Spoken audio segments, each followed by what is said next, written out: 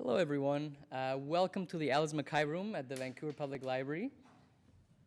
My name is Jorge Amillo, and I'm the head of cultural programming here at VPL. It's fantastic to see you all here, that you chose to spend your sunny evening here instead of outside, so thank you a lot for coming.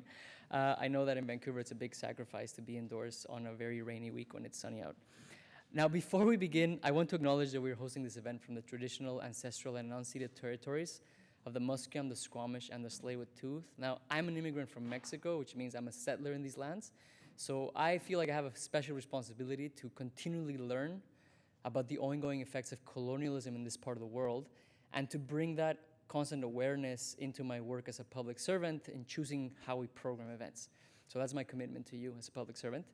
And I cannot tell you how thrilled I am for tonight's event, because I got a direct message on Twitter a few months ago from Hanna, who told me that Ajay was going to come to town, and that's why we're all here, because it was a no-brainer to organize an event with him. So tonight's the second event of this Uplift Asian series, which we created in response to the sharp rise in anti-Asian racism in Vancouver. And the goal of the series is to celebrate Asian writers, thinkers, creators, but also to figure out ways to push back against discrimination in our communities. And so last year, you may have noticed that most of the events in the series were really literary events and art events. And this year, we decided to really tackle the issue head-on, to do events explicitly addressing racism and racial issues. So a quick show of hands, who is here for the very first time in this room? Wonderful. This is actually very good to know.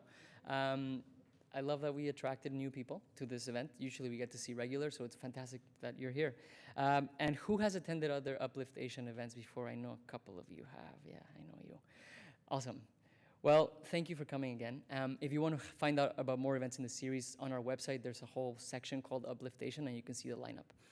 So quick couple of housekeeping notes before I hand over the stage is, if you want to go to the bathroom, the doors to use the bathroom, I would ask you to use the back door. We're going to close these once the speakers start. That door is a little less disruptive. And the bathrooms are to the right there. So just go to the right. There's the bathrooms. The second housekeeping note is, quick favor, please make sure your cell phones are not making any noise. You don't have to turn them off. In fact, I encourage you to keep them on and take pictures, videos, record this, share it on social media, tell people you're in a cool event at the library. But yeah, make sure that you're not distracting people around you and the speakers with noise from your phones. Now, it's my pleasure to introduce today's speakers. Ajay Parasram is a multi-generational transnational byproduct of the British Empire, with roots in South Asia, the Caribbean, and the settler cities of Halifax, Ottawa, and Vancouver.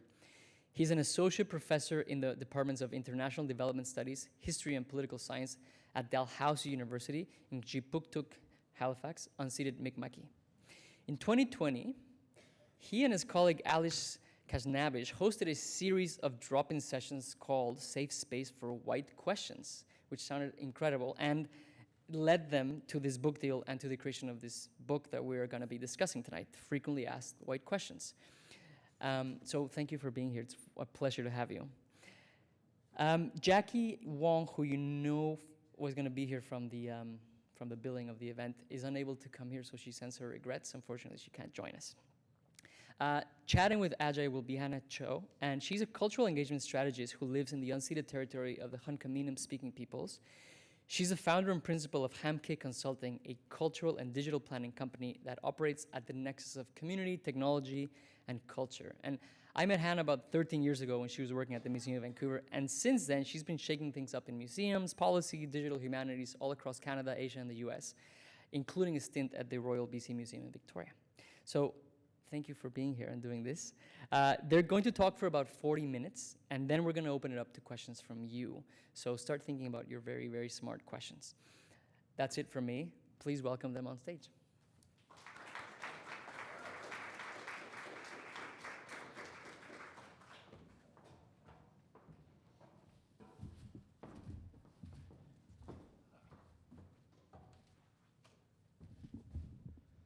Hello. Hi, everyone. Hello, everyone. This feels so formal. But thank you all for coming. And, oh, look, there's an extra copy of the book. Oh, yes, yeah. You can have yours back if you like. Thank you, Jorge, for the wonderful introduction.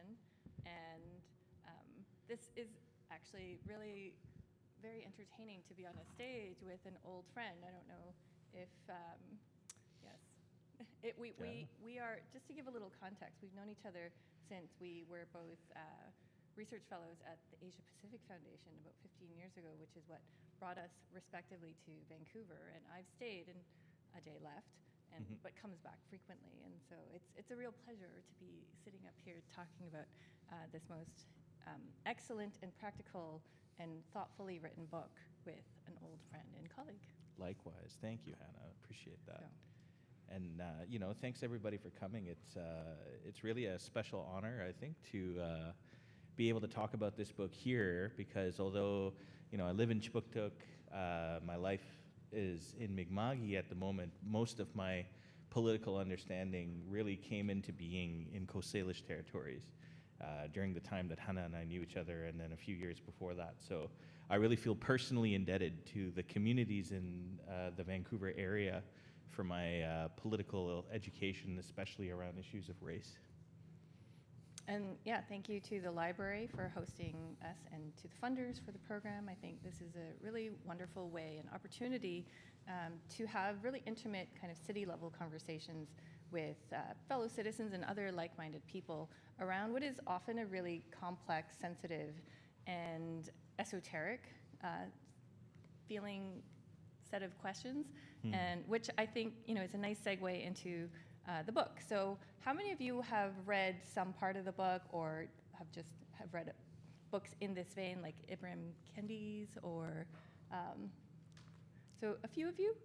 How many of you are coming here as a kind of hopefully anti-racism 101, or where do you feel like you are in your journey in terms of learning about this topic and how engaged you are as a person who is 101?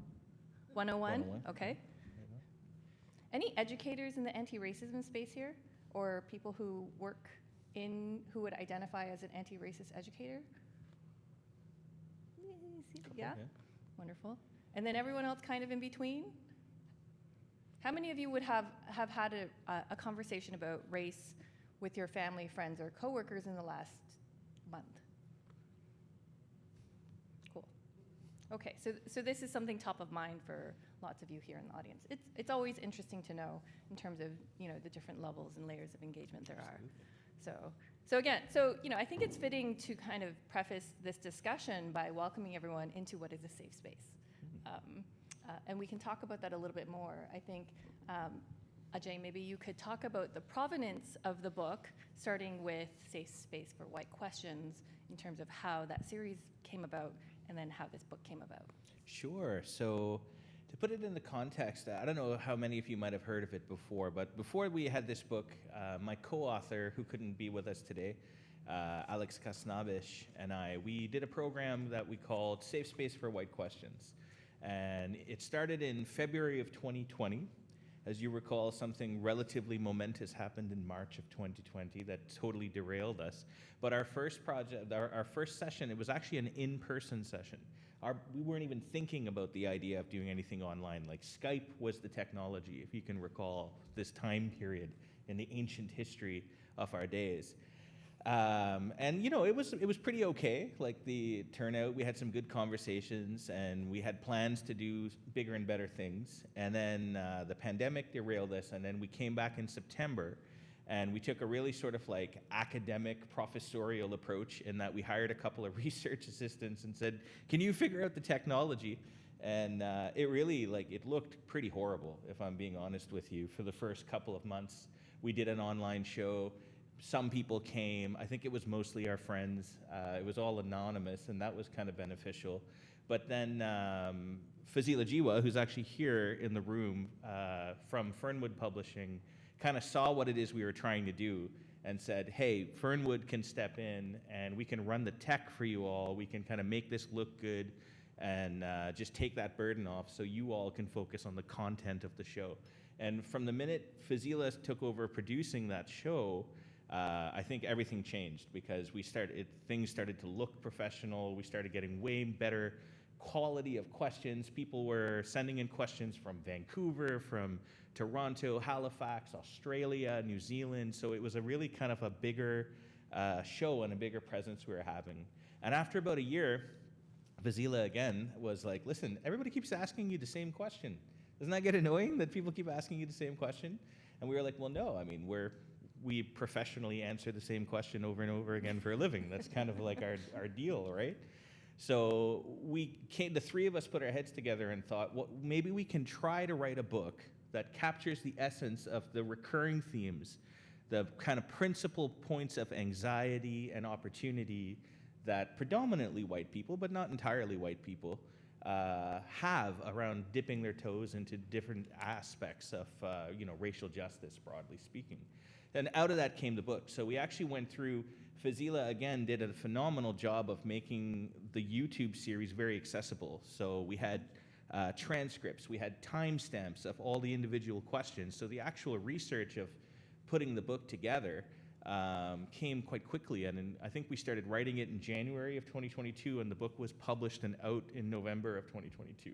We actually launched the book here in Vancouver for the first time at Rumble Theatre back in November. So yeah, I mean, that's basically been the genesis of it. It's been, how can we try and make a meaningful intervention that's going to reach people at various stages of where they're at, and the chapters kind of reflect that. Yeah, I think the chapter structure, I think, is so clear, and it's so clear that you have this real passion. I'm not saying lots of academics do not necessarily have the same passion for teaching and pedagogy that you demonstrate through the book, and I think that's obviously a collaborative effort. But can you talk us through the rationale for this kind of top 10 approach or 10 questions approach? I know that there's a little bit of a backstory there, and I wonder if you would share some of that. I would love to. So I should say, by training, I am a historian of 19th century colonial state formation in South Asia. That's a long way away from anti-racist education in Canada, right? But because largely of the color of my skin and working in an institution, when EDI became like a big thing, of course, they look for people to do that work. So partly what I was doing in that was like, okay, I have to do all of this work for this institution. How can I turn it into something that's also intellectually interesting and responsive to the needs that our students in particular were facing? And about the top 10 kind of principle, it was probably all the way back in 2017 when I had one or two or three even students come into my office and say, listen, we are getting all kinds of questions from our white friends and roommates about Jordan Peterson in particular, or Jonathan Kay, or like all of these, the kind of like early far right,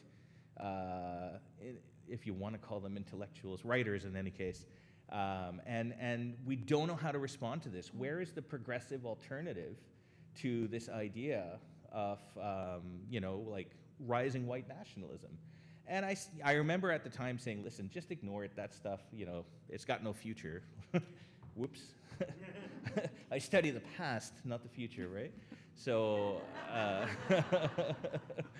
so I was totally wrong on that. And it was with like the students' interest in mind. I was like, you know what? We really do need some kind of base level entry point and a resource that people can turn to.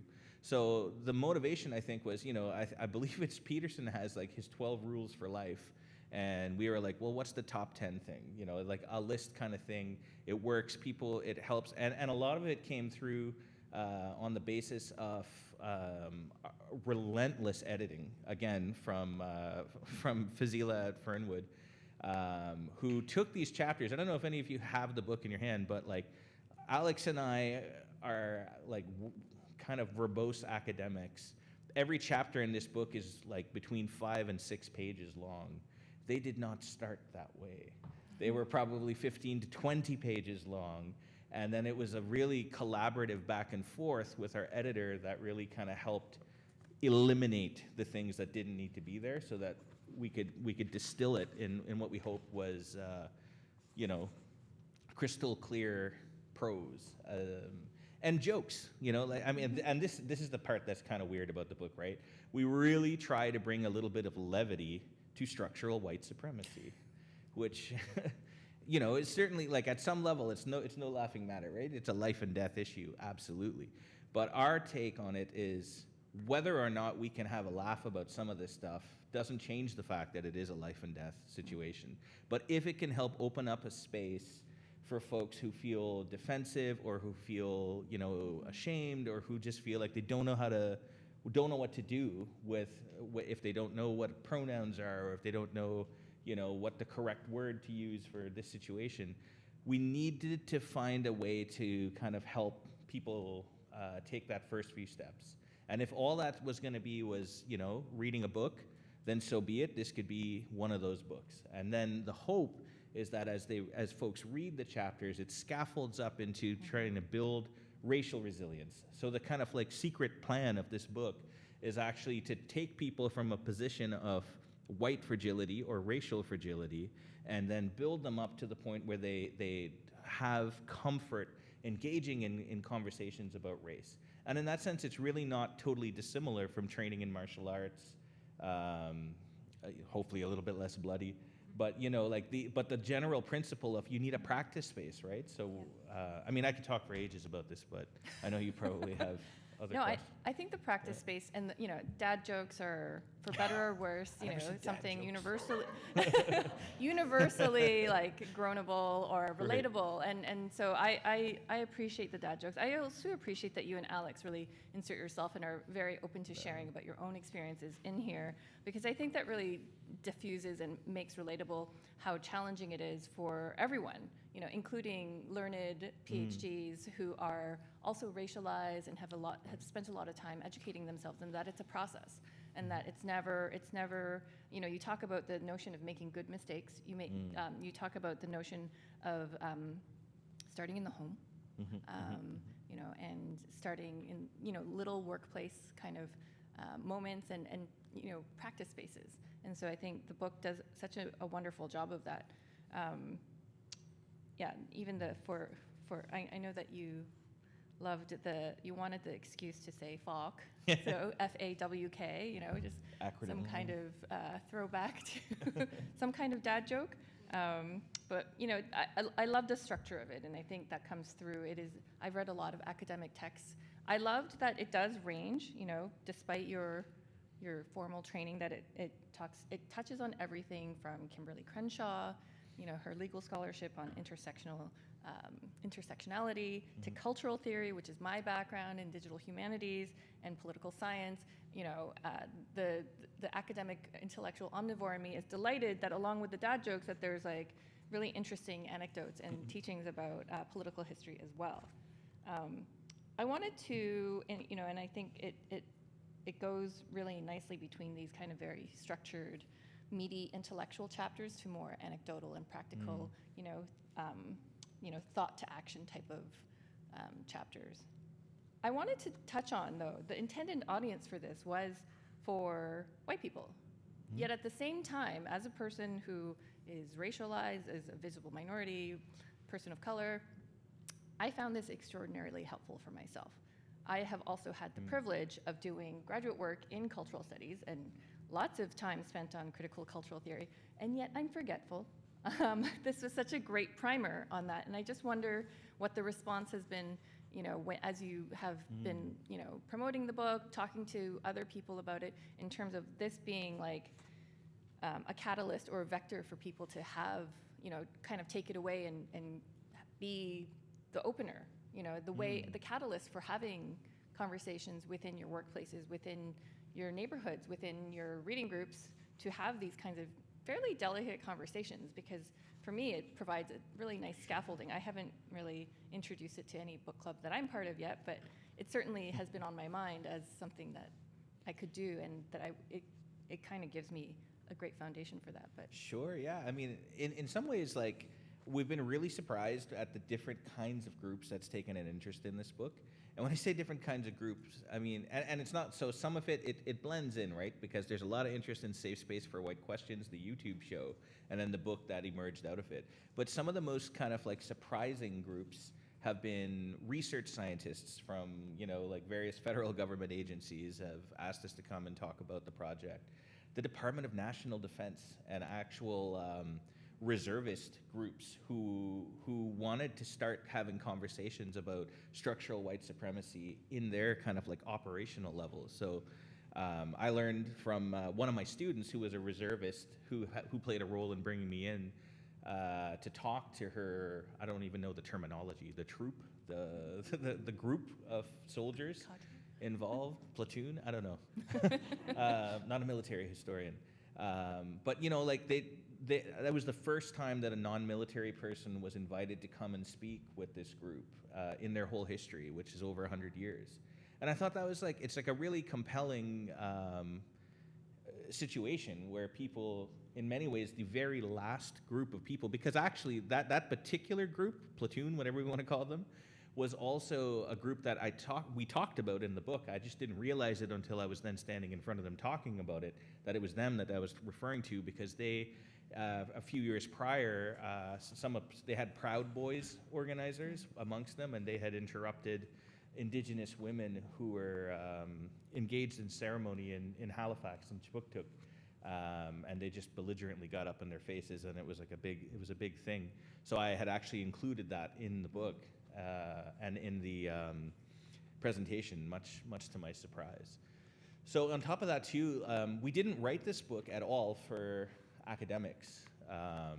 And yet, a lot of our friends and colleagues, particularly in Vancouver for some reason, have taken an interest in teaching it to young students.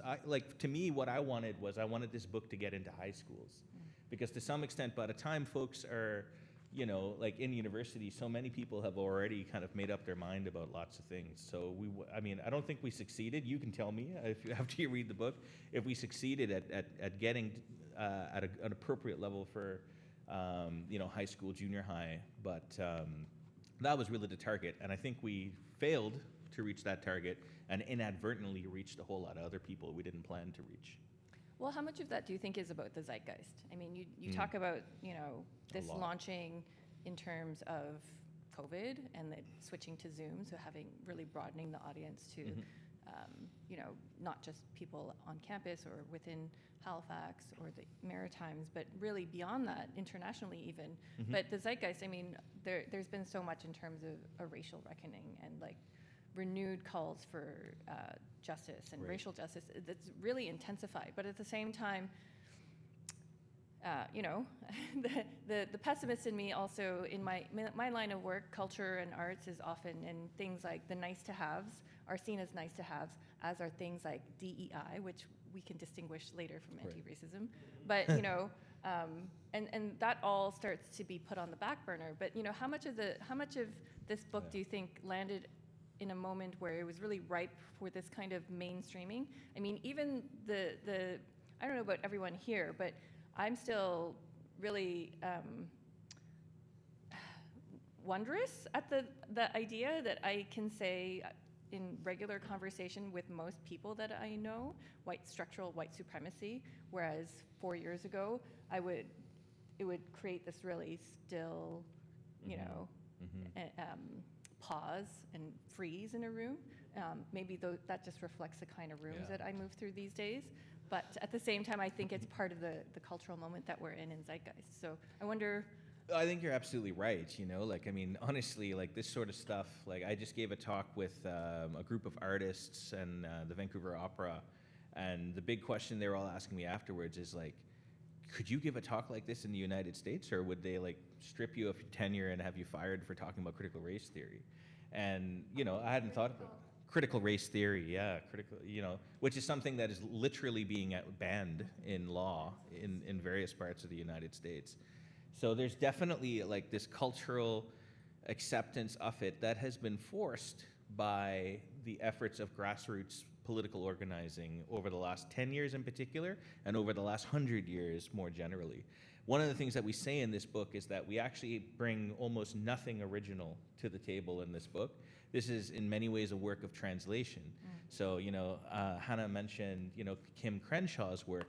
It's been surprising to us how, while everybody kind of knows in general what intersectionality is, and if you don't, we have a glossary, but a lot of people haven't gone back and read the original, black woman who wrote about this in the 1980s using really specific examples.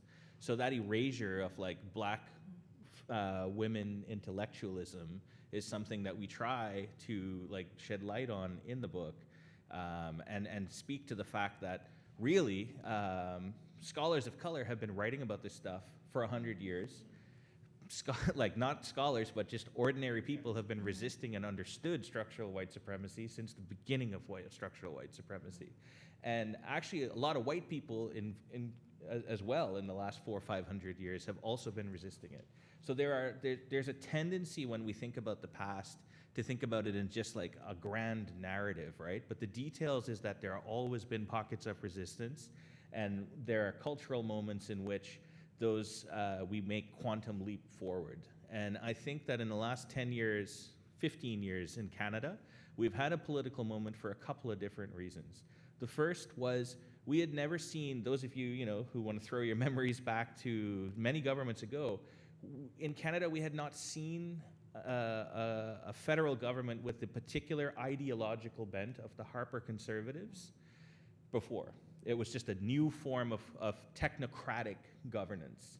And as a result of that, it helped to galvanize a lot of resistance to that. And the mainstream manifestation of that we saw was Idle No More, and later Black Lives Matter, which came about a little bit later. But again, that's a legacy that we can trace all the way back to at least the Black Panthers. So that was happening on the one hand. On the other hand, we had this new government, for its many reasons that we can criticize it, and I'm happy to criticize them as much as you like. But when we had a prime minister all of a sudden turn up and say, I'm a feminist, and there's lots of different things, it opened up a discursive space where all of a sudden, even the CBC and lots of other places that were towing the line before now had to find a new vocabulary. Now we are entering this age of equity, diversity, and inclusion, and everybody needed to put something forward and scramble to find, like a marginalized face to put at the front of your work, right? So, I'm saying it in kind of cynical terms, but in that moment, and it may well just be a moment, we have to make use of that moment, right? That's kind of the way that, and I don't know, you can call me a sellout or whatnot, like, it's not necessarily a revolutionary perspective, but my sense of this is when all of a sudden, all the stuff that everybody was kind of yelling at us for and disagreeing with us about for our entire previous lives, all of a sudden by 2017, we're like, oh, wait a minute, actually, I think I want a little bit of that. We put our stuff aside. Alex and I put the work that we were doing aside and said, let's react to this moment, write something, and do some work that will speak to the zeitgeist. So I think you're exactly right. It is a moment. It's a moment that was created through struggle of various communities that has been ongoing for 500 years, and it has struck out the right kind of moment, and that moment may close or change, and I think that we should all be aware of that, right? We're going to see a new, if Pierre Poilievre forms another government, and this is not me endorsing anybody, it's whatever, I have problems with all of the politicians, but if we see a Pierre Poilievre government in the near future, we are going to see an altogether new form of ideological conservatism, and it's going to change the nature of struggle all over again. I think that political discussion, the obligation or the rationale for voting and participating, you talk about that in the book a little bit, actually, and you say, you assert that you and Alex both vote when asked to, which I think is a fair way of putting it, but that, I forget what you say, maybe you can remember, but it's, you say you're voting to choose who you fight against, not who you support. Right. That's right. Which I think is actually such an interesting way of framing it, and I really like that. So. Thanks. Yeah, no, we have it like a checklist, right? Like, so voting, like liberals, and I mean small L liberals, always want to tell you that voting is the very manifestation of your democratic involvement. We think it should be somewhere maybe above doing your laundry, but below, like, I don't know, going to a rally. And somewhere in there it's voting. It doesn't take that long. Right. I wanted to kind of make sure we touch on two topics of discussion. One is speaking of laundry, Mm-hmm. bringing it back into family life and Right. workplace, like a very personal sphere. I think, Jackie, sends her regrets. We did actually have a really great conversation about this. I think it's really striking to bring it, other than being a work of translation, Mm-hmm. but that it's a work of translation that's, actionable in your day-to-day life. And I know you have a younger kid and are Mm-hmm. in the throes of it. I have a school-age child and have discussions around anti-racism and structural racism probably more than he would enjoy. And he's like, not everything's about racism, Mama. And I'm like, well, that's debatable. So, but I think it's, and you have this really fun line where you talk about how to talk to your kids about race and the importance of talking about it at home, whether you have kids or not. And I just wonder if you could talk about that a little bit more. Yeah, I mean, one of the things we found, one of the most recurring questions people have is about their family, right? Like, what matters more to you than your family? How do I raise my kids to be able to deal with the situation that they are encountering? I didn't write about this in the book actually, but like what comes to mind immediately as you asked me this question was the very first day my little kid came home from daycare. She was 2.5 years old at the time, and she said to my partner and I wish I had white skin so I would be more beautiful. And it was just absolutely devastating. And like I spend my whole life educating about like race and researching about race, and I was completely unprepared for that. I just did not think that a 2.5-year-old child would have the experience with which to even put these things into writing. No, right, well, she didn't write it down, but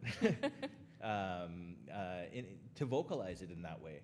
And the only thing that we could do in that moment, actually, and God Save the Queen, we played Beyonce's song for her, Brown Skin Girl, and we let Beyonce intervene for us in that moment so we could collect ourselves and figure out what to do. But it's those kinds of moments where you're left completely unprepared that so many of us encounter in various family instances. So I was working on another book, Alex and I were working on another book called How to Talk to Your Racist Uncle. We have a theme, right? And they're kind of things that we like to talk about. And we put that book aside to write this one, again, because of that moment. And Alex has 2 not so young kids anymore. They're teenagers, and they're mixed race. And a lot of the questions that we get are from folks in mixed race families, and like, how do I educate my kid about this? How do they navigate the lines of cultural appropriation?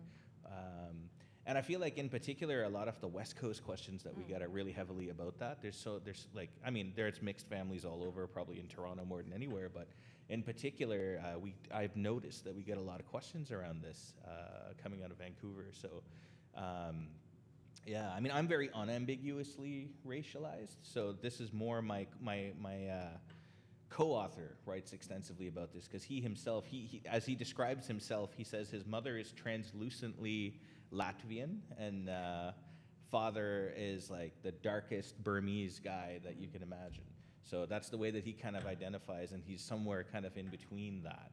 So he navigates people, racializing him in lots of different ways. For me, it's usually just like you're either Indian or you're black, so I'm comfortable with either of those. So, and I've never had to deal with that in that way. But yeah, is that kind of what you're asking? Yeah, I think The just, family dynamic? the family thing, it no matter what your disciplinary background or your personal investment or professional investment in the topic is, I thought it was just really compelling to talk about your family and being able to have these discussions and how to have the discussions and why it's important, right?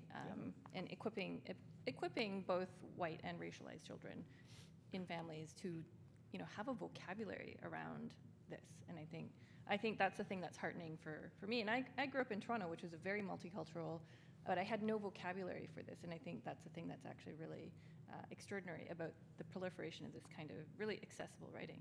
But you talked about the West Coast thing, which, harkens to the next kind of question or line of discussion I thought would be interesting to have is, what are the differences in the kinds of discussions you have on the West Coast or responses you get versus the rest of Canada?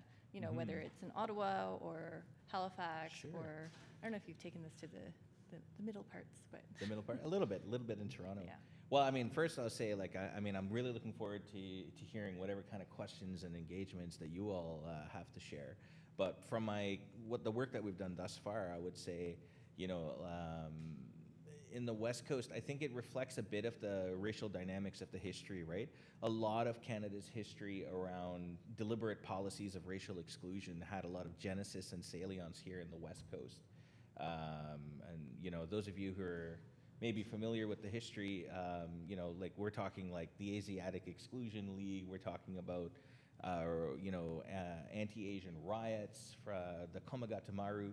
There's just been so many historically violent and racial incidents based here in the West Coast. And that's not to say it hasn't been, because we've had lots, you know, there's been lynchings and slavery and everything in the East as well. But there's something about the way that it all kind of comes together around like World War II and the internment of Japanese, and then the specific changes, I think, in Canadian immigration policy, Canadian citizenship policy,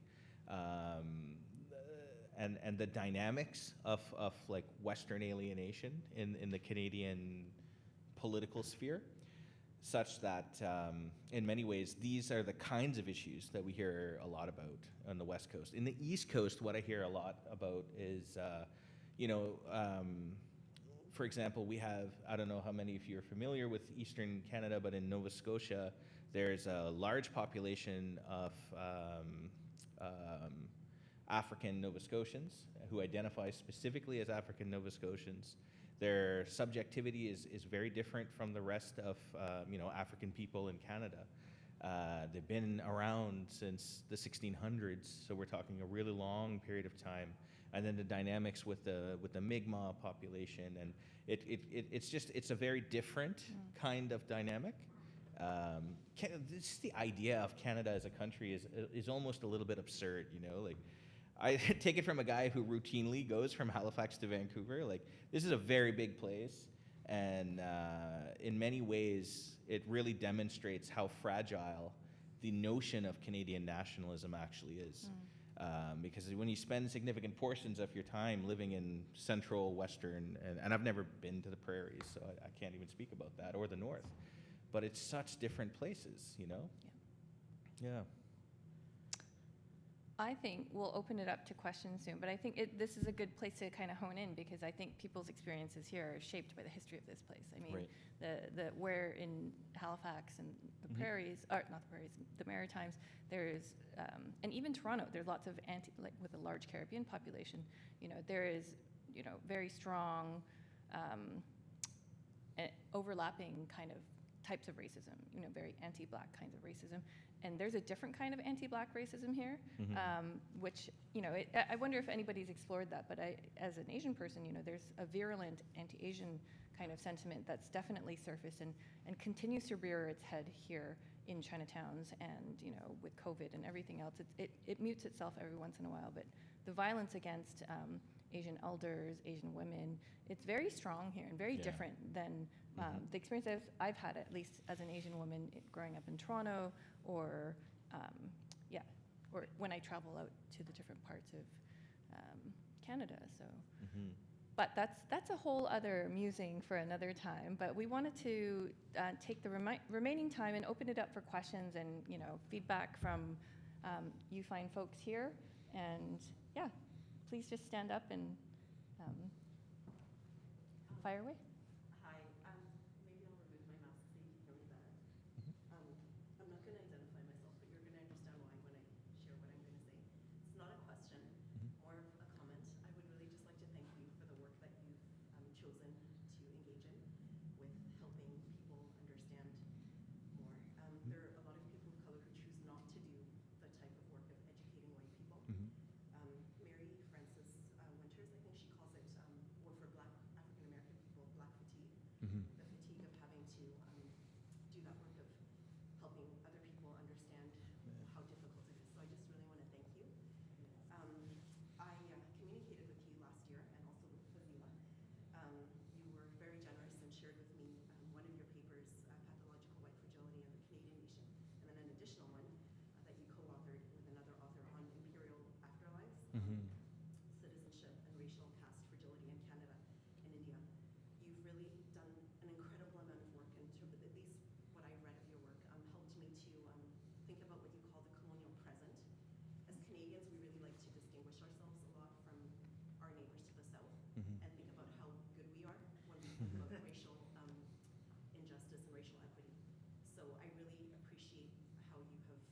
really helped me anyway in terms of the work that I was doing when I came across your work to remind us of the colonial, the present part, and that Indigenous peoples tell us of that all the time, that they're still continuing to experience that,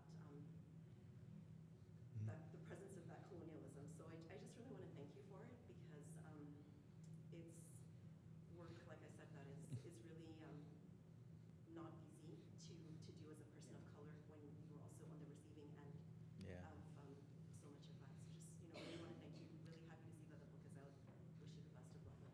Thank you so much. I really appreciate you saying that. Thank you.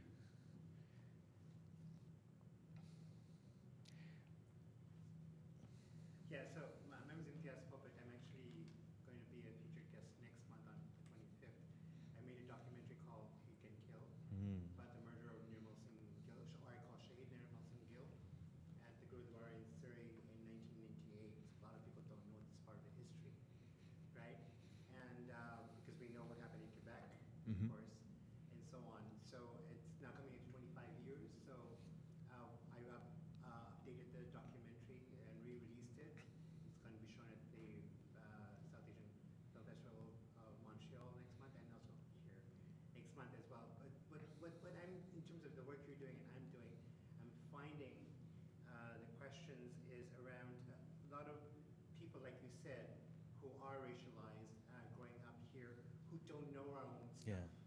Absolutely. Right? Like, we don't know what happened in Surrey 25 years ago, or what happened in the 60s and 70s with Martin Luther King and Malcolm X, and we're still fighting that, right? So I think it's really important that we do this kind of work, and the work you're doing and the work I'm doing. I'm also writing a book called Hate Can Kill based on that Awesome, stuff to document what happened and to ask questions about, where is the laws around anti-hate and things like that, because it's all fragile, and we don't know where it's. So a lot of us who are racialized we have questions. So I think this work is really, really important that we do, that we need to have this dialogue and discussion. Thank you so much, and thanks for the work that you're doing. I'm really excited about the film. I haven't seen it yet, but and I'm really looking forward to it. I just wanted to pick up on that part about, because it's kind of one of the things that we learned more about in writing this book, and the broader work that you mentioned. The pathological white fragility and the history of citizenship policy that we've been working on, really brought to light the fact that although white fragility is what most people are talking about, we can think of it as a form of organized racial fragility, right? And especially when we look at the structures of how the Canadian state has operated historically. And Sunira Tabani's work is really excellent, a Vancouver-based writer and scholar. She lays this out so clearly in her book, what's it called? Exalted Subjects. But basically, in a nutshell, like what has happened is, and the reason we have Canadian white fragility, and what I would say broaden it to racial fragility, is this very idea that we were openly white supremacist. I say we as Canada, openly and proudly white supremacist, up until the revelation that white Europeans could do to white Jewish people what they were doing to Africans and to Asians. I'm talking about the Holocaust. That was a game changer in the world politics of whiteness, because it was then no longer possible to be a proud white supremacist. It was no longer cool, and we started changing the laws, but not in a way that dealt with the foundations of white supremacy in the making of the Canadian state. Nobody talked about getting rid of the Indian Act or changing that aspect, and et cetera, et cetera. Instead, 3 generations of school children in this country, from the 1960s to right now, maybe 10 years ago, were told, do not talk about race. Do not talk about race. If we just ignore conversations about race, if every time something happens that might have something to do with race, if we look for another example, boys will be boys, it had nothing to do with race, or this is about something else. So we were silenced, and here I don't just mean racialized people, I mean white people were also silenced from developing a vocabulary of race. And this is part of the reason why it manifests with white people more prominently, is because white people have not had practice understanding themselves in racial terms. The rest of us, we can't ignore it, right? Because we are not white. That's kind of the operation of race. But anyway, that's kind of where we come in with this book and with all of this kind of work, is this idea that if all of us were actually organized to be not very knowledgeable about this thing that we live every single day. And it's been very recent since we've started talking about it. And you've seen the backlash, right? I talked about the banning of critical race theory. There are people who are pushing for that in Canada too, and hopefully they will be not successful, but yeah, this is the nature of these kinds of fights. I swear the book is funny though. Like, we're talking about really heavy stuff right now, but there's funny stuff in there too. You know, we were planning to have AJ read little anecdotes because he has these, you know, anecdotes from poorly masked personal anecdotes, as well as very relatable ones about, you know, people at work asking about where the best place to buy turmeric is, because that's what your identity has been reduced down to. Or the moment where somebody is, you know, you're talking about something very near and dear to you, and then their eyes glaze over and they just start thinking about where they can get their next burrito. Yeah, how to not, turn people away and stuff. Yeah. But any other questions or discussion points? Yeah. Just in terms of all the conversations you've had, if you've had sort of step back and have the opportunity to just think about what all those people were saying, Yeah. what would you say are the 3 ways forward for us as a community of many, many different cultures? I think thinking about the idea of collective liberation as opposed to individual liberation is really essential to it. That would be one of the pathways. And then related to that would be individuals remembering, I think, the fundamental writings of Kimberly Crenshaw, really. The fact that we are simultaneously situated at all of these various intersections, so we don't have a single identity. It may seem in a moment that the most important identity, you know, might be race in one particular moment, but very quickly it becomes sexuality in another, it becomes gender in yet another, and that all of our freedom is tied up into the idea of the removal of oppression as opposed to the achieving of a good, you know? Martin Luther King said, can I quote him from the top of my head? He says, no, I can't do it, but he said lots of really brilliant things that people, they like to look to the, you know, like the kind of the fuzzy stuff that he said, but he said so many like poignant things too, right? That, I remember what he said. He said it was his critique of white moderates from the jail cell in Alabama in 1961, and he said that he can't stand white moderates because they prefer the absence of conflict to the presence of justice. And they're two really different things. And if you're gonna have the presence of justice, then you have to have the ability to navigate the discomfort that comes from dealing with the unjust society in which we live, right? There's a line in the book where we even say, Papa Trudeau wrote a book called Towards a Just Society, not We're Loving Our Just Society, right? Like, you gotta get to the just society. Even you know, Canadian Liberals understand that. So that would be like the second thing. You asked me for 3. So, and the third would be that it's okay to make mistakes along the way, and it's necessary. And the quality of one's mistakes comes from, I think, genuine purpose and intent. There's one, and I think one of the things that's resonated really well with folks is we're very personal in the kind of like, in the sharing of our own mistakes. So one story that I share in here is about my own experience just reading poetry that I didn't write at a No One Is Illegal fundraiser in Ottawa back in like 2011. And I was just reading what was written, and it involved using the word sand N-word, because that's what was written. And then a black person in the audience came up after and called me in and said, listen, under no circumstances, first thanked me for the reading, and said, under no circumstances can you use that word. And then I got defensive. I got into a fight about it. I was like, well, you know, the British in the 19th century used this word, all this technical stuff as if that mattered in that moment. And then in the process of putting my own kind of hubris at the front of this, in the process of doing that, I misgendered this person over and over and over again because I did not understand gender as a spectrum at all. I just did not have any exposure to it in this moment. And it really aggravated this person until they had to leave. And it was only after that I understood what had even happened and the complexity of that mistake. So one of the things that I've done to try to make good from that is like the pain that I caused in that can now turn into stories that I can use to help other people understand the necessity of solidarity, right? And the point of solidarity from an anecdote like that isn't that I made a mistake. I made lots of mistakes, and the person was generous enough to share their criticism of that mistake. What the mistake I made was in how I reacted. And that's something that we can manage. That's something we can train ourselves to manage, right? So that we don't react with our fragilities first and instead listen. And in many ways, these are lessons that many of us learn in grassroots movements, but not everybody is in grassroots movements. So how can we take some of this stuff? And Alex, I should say too, is like his expertise is studying radical movements. But anyway, that's kind of that would be my three things. Like, it's okay to screw up in a good way. Invest in collective liberation, and remember that it's just not always about you. Yeah.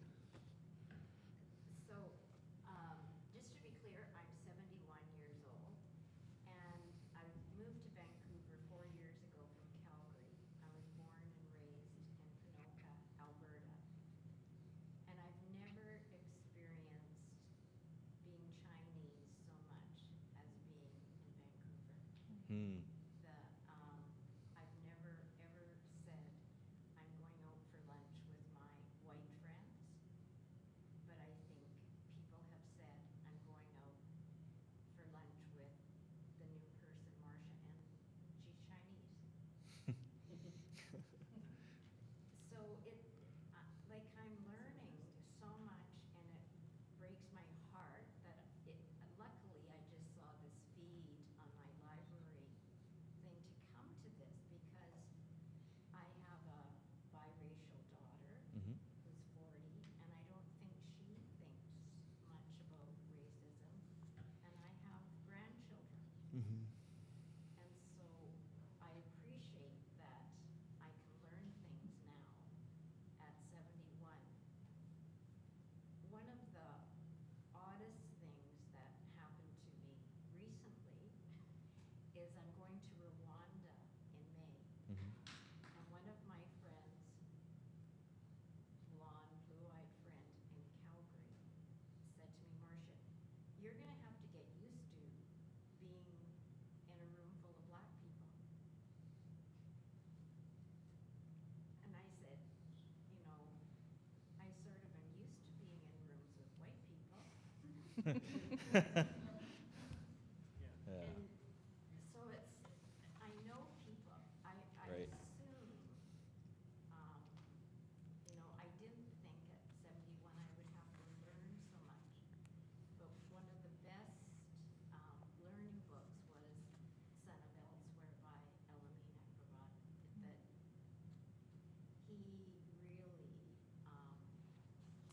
he really, growing up in a small town and being the only Chinese family there, I Mhm. didn't feel racism as much as I guess he did. Mhm. And so an understanding, and maybe I just had a thicker skin and I didn't know I was being discriminated against. I think that's definitely part of it. Like my younger brother has this play that's called Take the Milk Now. I saw it. Did you see it? Oh, yeah.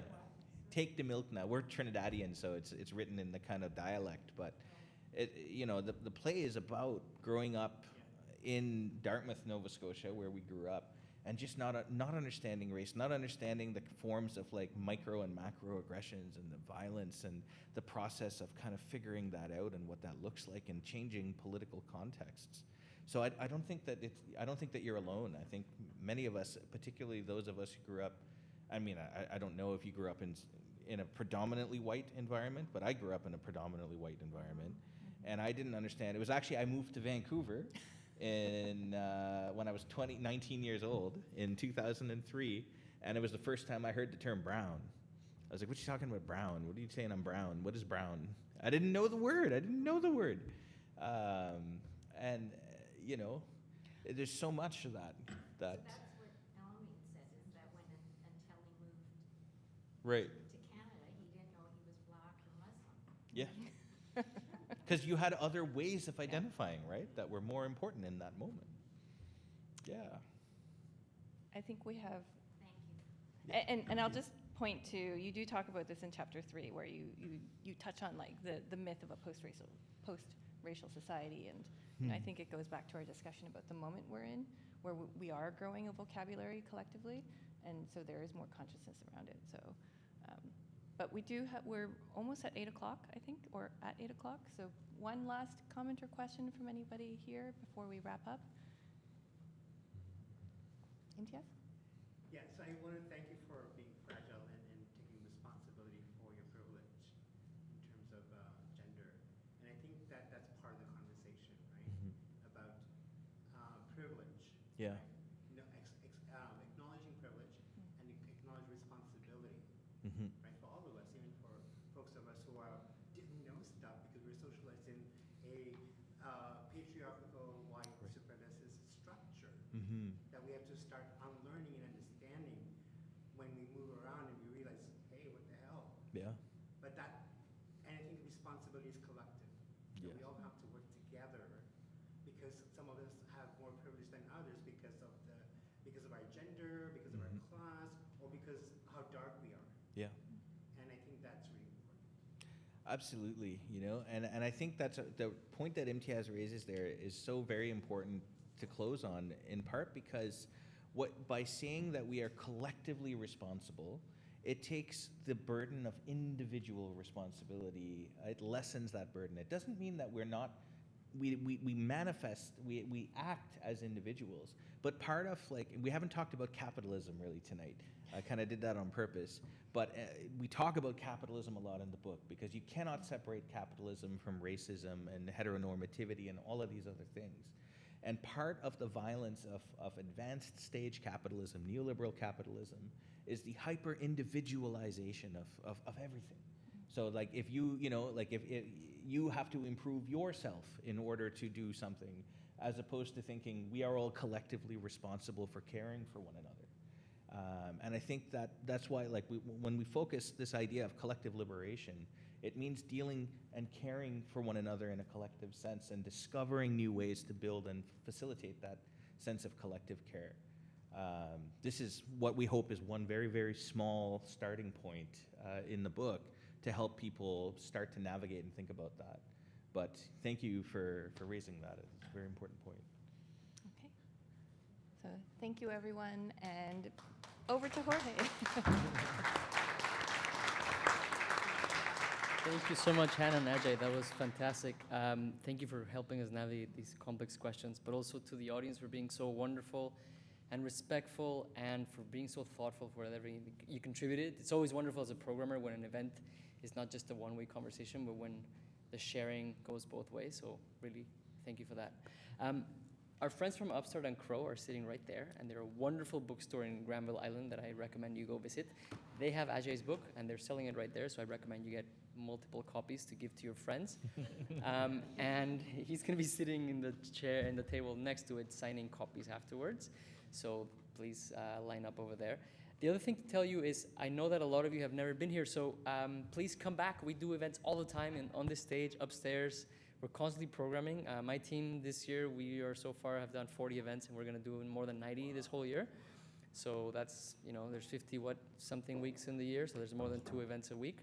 And the next one for this series, I just forgot it out of the top of my head. Henry Sang, and it's a book about the history of anti-Asian riots in Vancouver in the 1930s, I believe. So that's going to be a phenomenal book. Phenomenal event about an incredible book. So come to that. And then Kevin Chong. I don't know out of the top of my head. It's May 8th, I believe.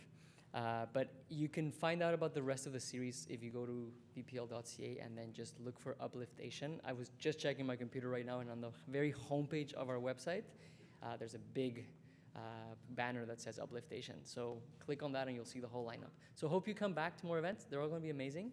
Have a wonderful night. Thank you for coming.